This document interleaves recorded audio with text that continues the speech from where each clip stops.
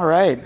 We're so lucky to have, three of our awesome CEOs here today. So I'll do a quick introduction of each of them. So at the end, we have Linda Lian, who you may all know. She was actually an investor at Madrona, but now is the co-founder and CEO of Common Room, which is building a customer intelligence platform for go-to-market teams. Then we have Anna in the middle, who's the founder and CEO of a company called Recraft, which we very recently invested in, which is building an AI for design company that is basically providing both models and workflows for professional graphic designers. And then last, we have another familiar face in Gaurav Oberoi, who is the founder and CEO of Lexion, which was acquired by Docusign last year. So we're really excited to have this group with us today to talk about business models and applied AI. Awesome. So the first topic that we'd really love to explore is kind of the why now behind AI. So we've been talking about this for a very long time. We heard earlier from Soma and Satya that more and more of the value is accruing to the application layer. All of you guys are building at the application layer. And across all your industries, go-to-market, legal, and design, we're starting to see how AI isn't just enhancing processes, but really changing workflows. And so maybe, Linda, would love to start with you. AI for sales has been around for a really long time, but more recently it's become more of a hot topic. So we'd love to dig into kind of, helping us understand why is that, and what are you starting to hear from some of the CXO level buyers that you're talking to? Yeah. It's an exciting time in AI applications for sales. At Common Room, we drive two main business outcomes for our customers: pipeline acceleration and sales efficiency.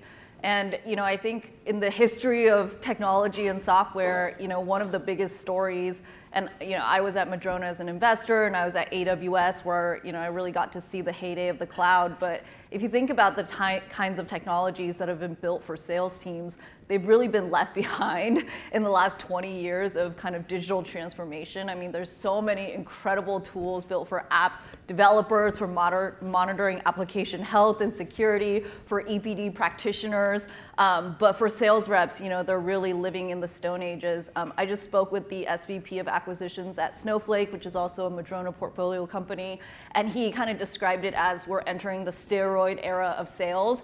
And his reps need to have bionic arms, right? This is the imagery that he painted for me. And he admits himself, today, even at a hyper-growth organization like Snowflake, his reps are very much in the shoe cobbling era. And we're seeing this across the board. And in terms of why now, I think there's the whole kind of history of software sales being one of the most manual kind of lead funnel exercises in the enterprise.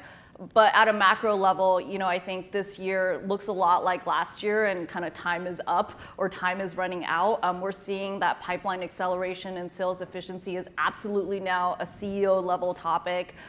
Growth expectations are really high, right? For our growth stage public companies, they need to maintain double-digit percentage growth. Some of our customers are dipping into the single digits, so it's become a board initiative to make sure that they're really leveraging AI on pipeline generation activities. I think privates are still seeing 2x growth expectations, even in scaled phases, and all of that is putting a lot of pressure on a reduced buyer budget environment, increased complexity. None of our customers are shipping less SKUs or less products right now. They're all shipping more SKUs, more products. Our customer Datadog, as an example, has 30 SKUs today. And if you read their 10K or you talk to their team, they're planning on shipping more SKUs, right? Just to keep up with the AI innovation arms race. And so against all of that, it's putting immense pressure on sales and marketing teams. Efficiency is still, a mandate, just like last year. And so the way that we're seeing this come through in the enterprise is like stretched SDR to AE ratios, right? You have a lot less people bringing leads for the sales reps. We're seeing a lot of junior headcount being kind of like hired right now. Everybody's increasing their headcount, but it's like more junior sellers. Our customer MongoDB has an acquisitions org where they need to 2x the business this year and only grow 30% more heads, and those heads are going to be more junior. So I think all of this is kind of putting the squeeze on these organizations, and I almost compare it, as a joke to like China's leapfrog to mobile. Like it's like, hey, like sales has been so incredibly manual that I think as CXOs really examine kind of where their spend is and where the inefficiencies are, they're saying, that's really interesting. I've got 8 different tools to do a simple process. Why don't we look there for efficiencies? And so, we're seeing like chief of staffs running massive pilots and POCs right now in organizations like Databricks and Elastic. So it's a really exciting time for sales. And I think obviously the next phase, this quarter and next quarter, is really going to be about proving out that ROI in the form of case studies, hard metrics and numbers. But I definitely think AI for sales is here, and it's about time.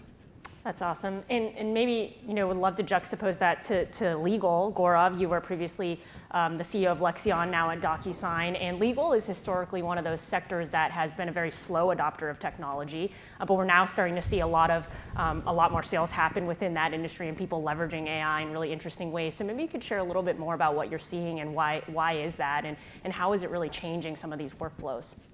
Yeah, absolutely. So one thing I should clarify, we sold into the legal department at corporates as opposed to selling into law firms. And that distinction matters because these departments care about efficiency, whereas law firms, you get the billable hour. So the incentives aren't always aligned. But in corporate departments, they're expensive. You don't want them to grow linearly with the size of, for example, your sales team that they might need to support with deals at the end of the quarter and so on. And really, with what we have with LLMs, a lot of the challenges, a lot of the work they do, it's now possible to do with a reasonable amount of accuracy, which just wasn't possible before. So, simple examples, like, I would, when we started this business, I would talk to operators at companies, and 5 years later, I would talk to operators and hear the same kinds of problems, like, hey, I'm meeting with our big customer next week. Like, it took my legal team like 5 days just to find all the contracts and answer a couple of questions. Or we're meeting with this big company tomorrow. Do we have an NDA with them? Like, so simple search and retrieval questions. But then more complex ones, like, hey, it's the end of the quarter, and legal's a black hole. Everything's too slow. We got to close our quarter.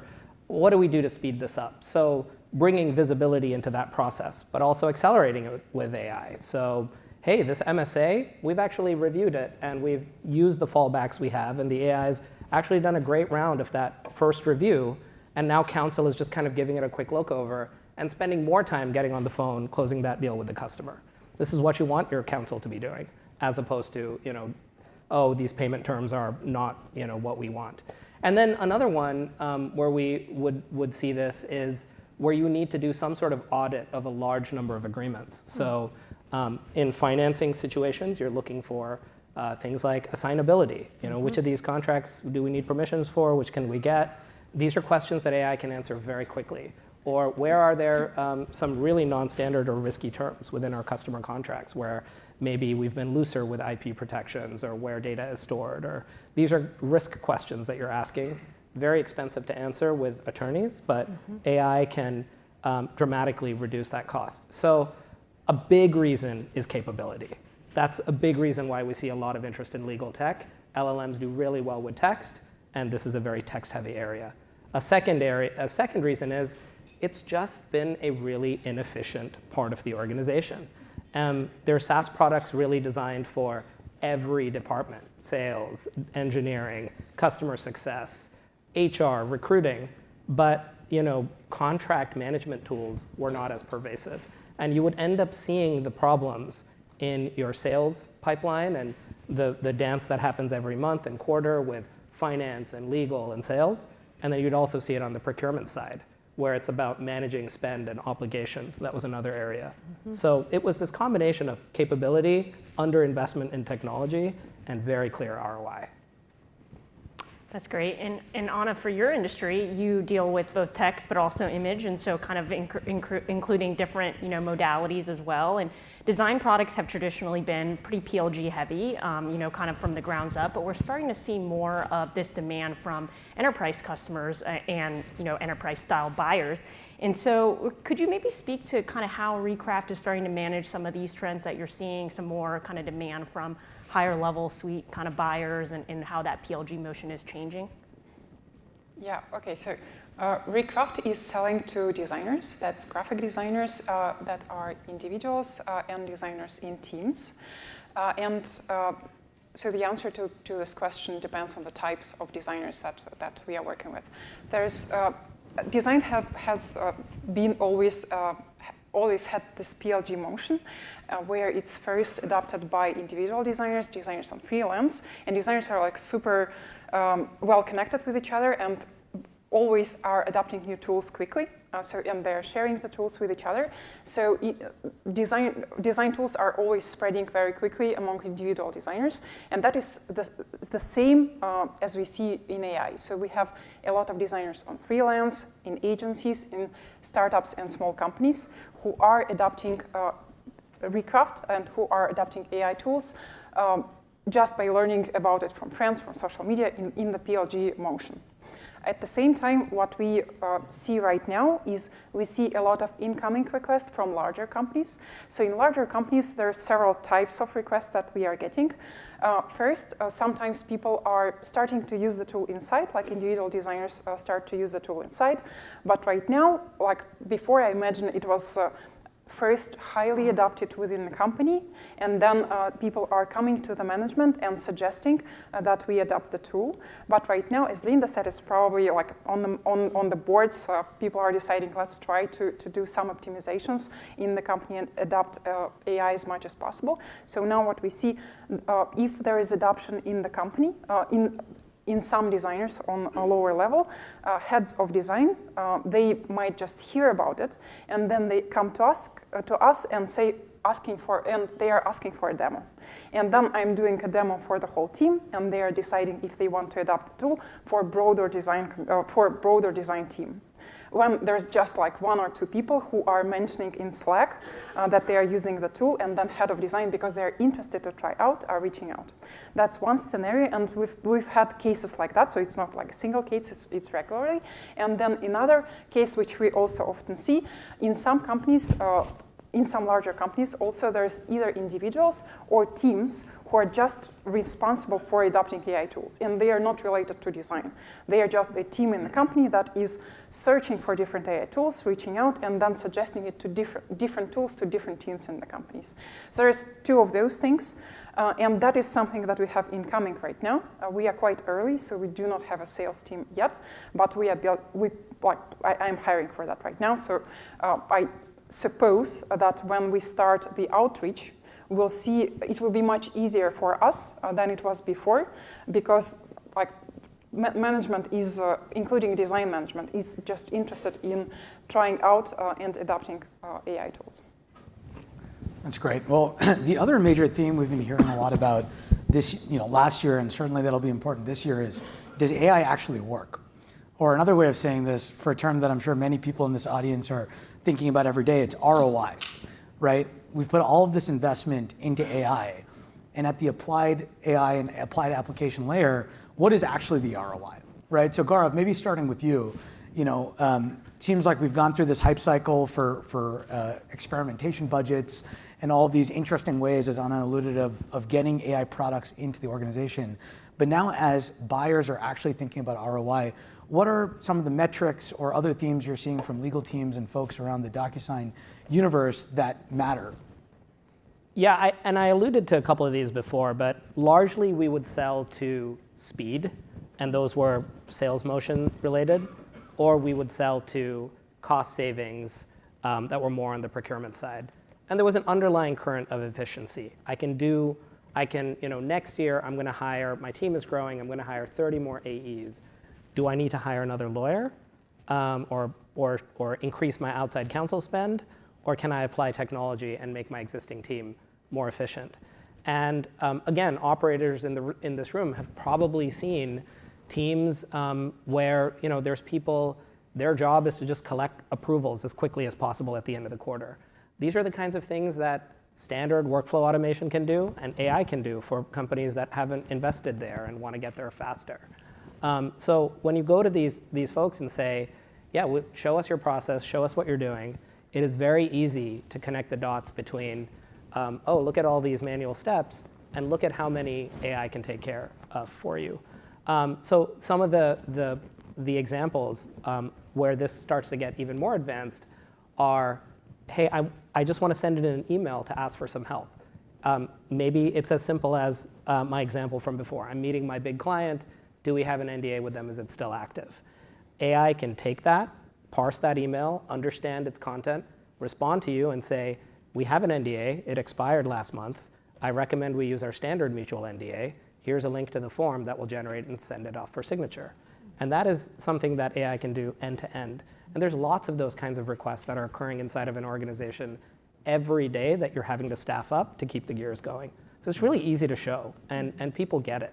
I think the questions then start to become around deployment, adoption, change management. And this comes back to good old-fashioned good product building, clearly showing how you're going to achieve these things.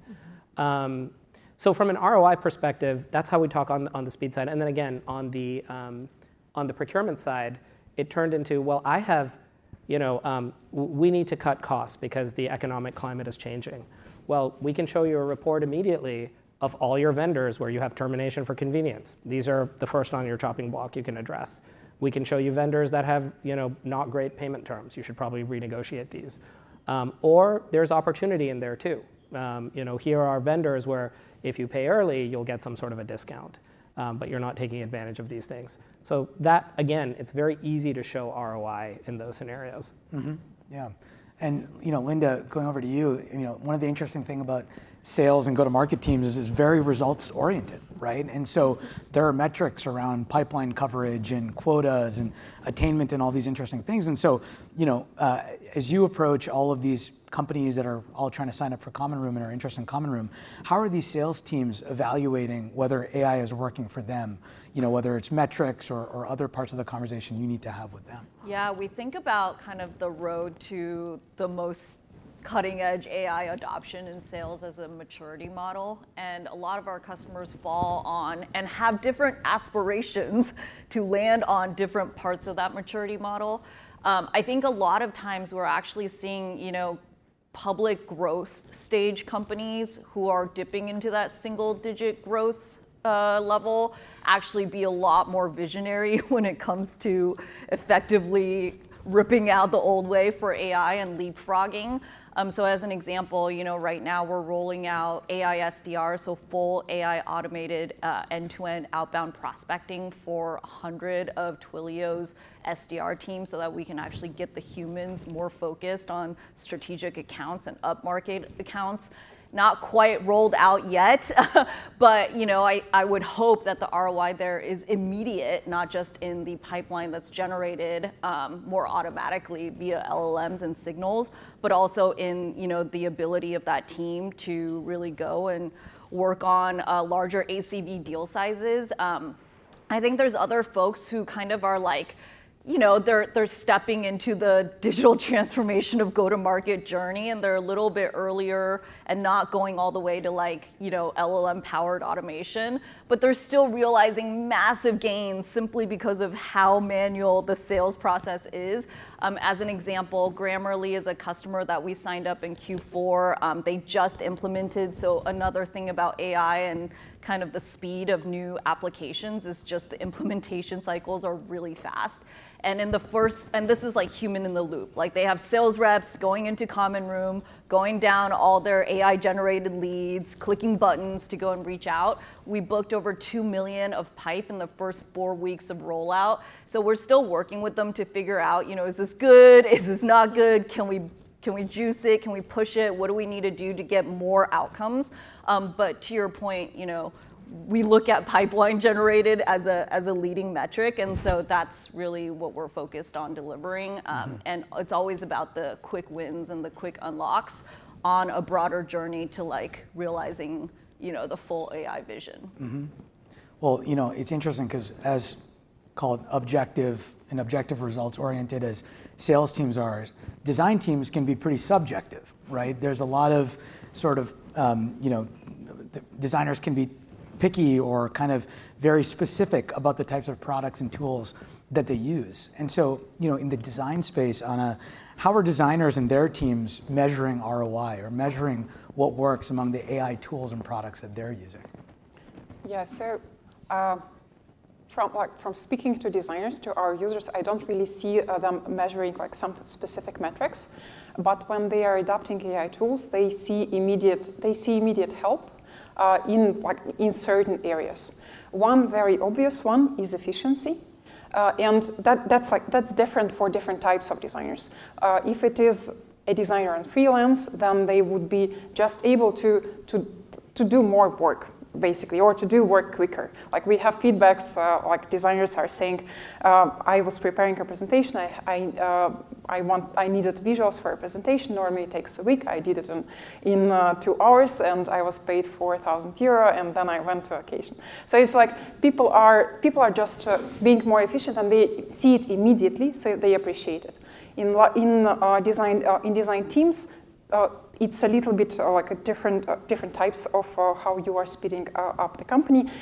There you are working a lot with outsource, and outsourced cycles might take a bunch of time. So it might take weeks, like 3 weeks or like 1.5 months to produce a set of images in your brand style. Like you need certain illustrations for certain campaigns, so you need to do it like very much in advance. Now with AI, you're speeding the cycle up because you don't need this communication. So first is efficiency. The second one is quality. For the quality, one thing is that AI is replacing stocks in many cases, and for illustration, stock illustration is just very low quality normally. With photography, photography is better quality, but like if you want a slice of pizza, then there is like 5 beautiful slices of pizza at all. And all designers, they just know those slices. So they don't read, right now they are excited that they can have like a very unique slice of pizza for every time that they need to use it, and that is a real example with a slice of pizza. So other thing about quality is quality plus efficiency is that with AI you are able to show your thoughts, and like for example, you can do presentations pretty quickly, and because you are able to provide very custom visuals in the same brand style for every slide, and you can do it like very quickly. But presentation is much better, and you do it faster. So speed and quality are obvious things, and then there's costs. Cost is more relevant for teams, and that is reducing the cost of outsource. When you need, like you have your brand guidelines, you need something produced in these brand guidelines, and that is done by outsourced teams. You can just reduce this. You can just reduce this money, and because you are seeing all those effects immediately, people appreciate this even without having, on individual level, even without having certain metrics. That's great, and so. Maybe want to change directions a little bit and talk about business models.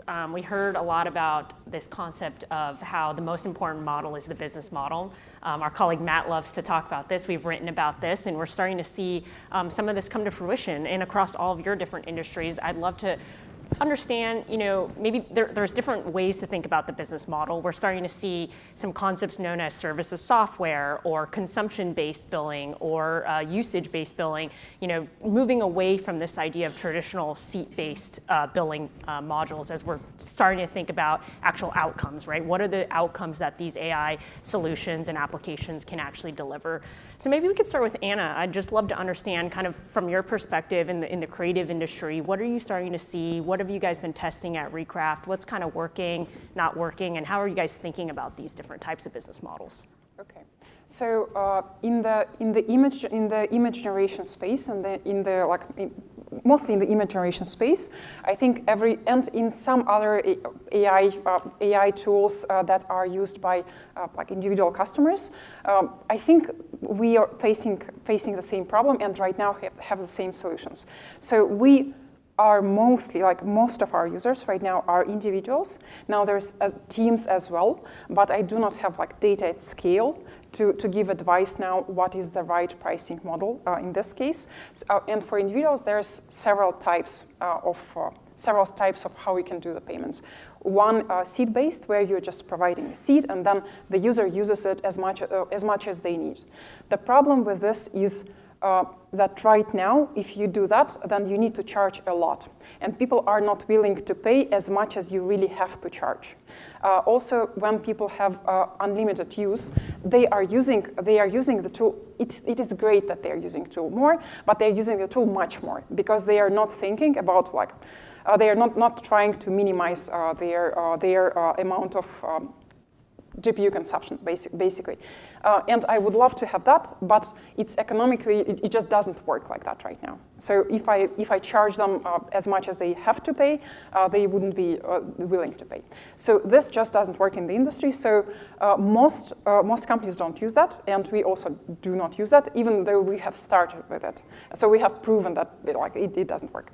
The next way how you charge is per usage, and there are two ways how you charge per usage. One is you charge per usage, basically per generation, or you charge in tiers. And there's companies doing both. It's basically the same. It works in the same way, but you need to charge a little bit more, like 2 times more, if you are charging per image. If you are charging per tier, then you charge less per image, but then people are not using all the capacity. And then there's several tiers, and people are selecting the tier that is more suitable for them. That's used everywhere. The disadvantage of that is that people are not happy if they don't get the result that they want from a bunch of tries. And that's very fair. So they are basically paying the money and they are not getting the result. Then there is the third type of subscription that would be perfect for individuals, which is per task solved. But the problem that we are facing right now is that we cannot really distinguish what does it mean the person has solved the task, because it is very, very subjective. Mm-hmm. So we are kind of facing this problem. We are keeping ourselves in the usage-based in the usage-based place, but we might change, especially if the GPUs will be cheaper. So we might change to the first model. And with enterprises, we are with enterprises and large companies, we are experimenting with other schemas where you have just a common usage for everyone, and then it doesn't and plus per seat. There's some per seat cost plus common usage for everyone. So I hope we'll end up with this model because it makes sense for us as well as for the company, because somebody needs a lot of usage, somebody doesn't. So that's where we are right now. I do not have good answers how to do it correctly, but yeah, we are working it out. I think we're all still learning, which is one of the fun parts of this right now. And this idea of outcomes-based pricing is really interesting because it is hard to tie to some measure of value oftentimes. And so I think people will learn, and you'll have to also adapt of how do you actually track what that outcome or what that measurement is over time. Gaurav, you've had a really interesting experience having worked at Lexion, which is a very early stage company, and then now at Docusign, which is a much later stage public company. I'm curious how you've thought about pricing in both contexts. Lexion was obviously more on the gen native side. It was at much smaller scale. Docusign, as you scale up, pricing really matters. And so how are you thinking about, maybe just juxtapose the two and share kind of some thoughts around absolutely. that. And apologies, I have a cough. Maybe some context. So Docusign, which many of you know in this room as an e-signature company, is making a huge bet on serving and solving the entire agreement lifecycle from start to finish. And AI is a huge part of this for many of the reasons I stated earlier. The value is clear, the technology is ready, we're ready to bring it to the masses. And it poses a different set of challenges at the scale. At Lexion, our pricing was such that you would pay us an annual fee, we had a platform fee, and then we had a per seat fee. We would charge for a few modules, and we'd have this sort of chunk of money that we'd collect from a customer every year. And we kind of knew, based on their usage patterns and the average number of agreements they have and how many agreements they process, we could do some math and know that it's really not going to break the bank in terms of our COGS for Gen AI, calling models or hosting compute around those things. So it really wasn't an issue. When we start to look at Docusign scale, 1.6 million customers, from your individual real estate agent all the way to your Fortune 500 company or a bank that's sending millions of agreements out every day, that's managing hundreds of thousands of critical loan agreements or other things like that, it really changes. And all of a sudden, kind of being like, it's fine, the cogs will work out, the math really matters because we can suddenly go from a profitable account to one that's not profitable, or even motions like this is a free trial or this is free, and those things at scale without sufficient conversion into paid can suddenly start to break. So it's really top of mind. So one, just like the basic aspect, and I'll give you guys a small example. So let's say you're a company that comes to us, and today on Docusign, we have a product called Navigator. It will ingest all of your agreements, extract key terms, and then give you the capability to perform further analysis.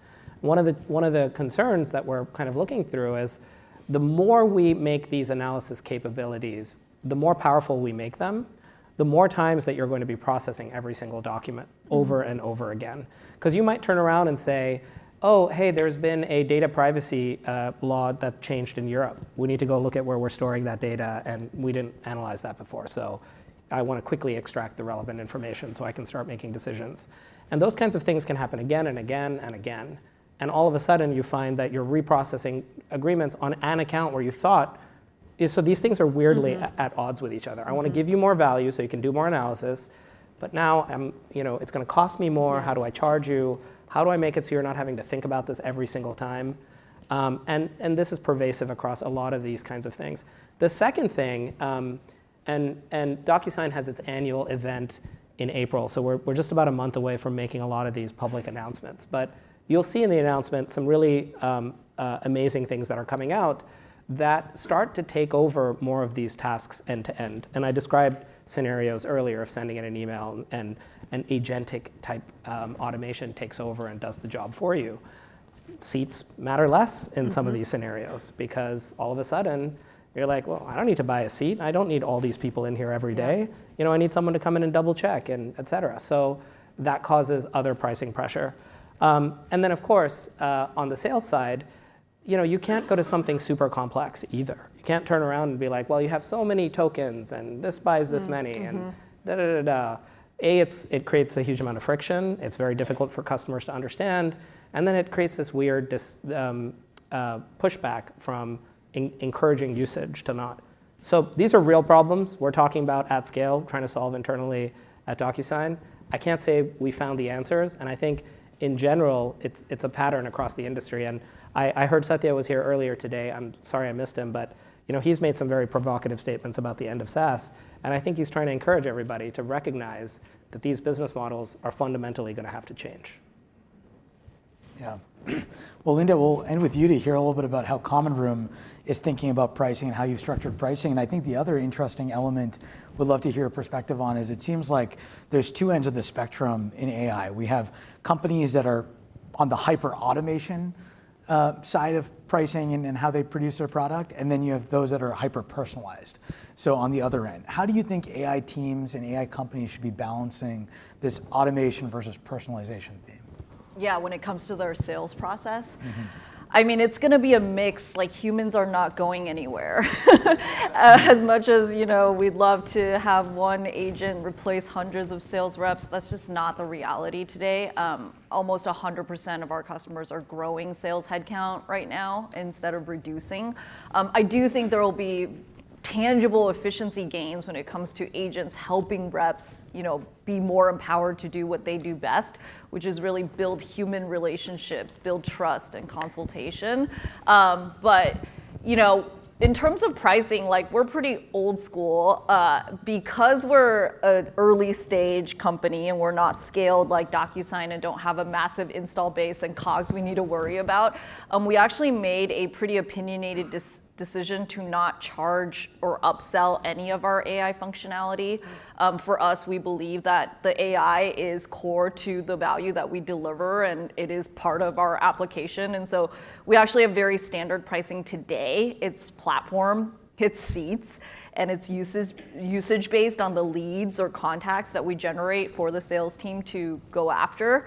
But on the topic of how AI is kind of flipping the script, we just had a round of internal discussions today because we were like, hey, wait a minute, we're generating millions of dollars of provable, like in Salesforce reporting pipe within weeks, and they're paying us like a couple $100K. Feels like we should be charging more. And so, I think we're trying to figure this out. So if anyone has ideas for me on how I can charge our customers more in this new AI world, please let me know. That's great. I think we are out of time here on the panel, but this has been a really enjoyable discussion and really excited about what you guys are all building. And so thank you very much for joining us today. And yeah, please give them a round of applause. Thank you.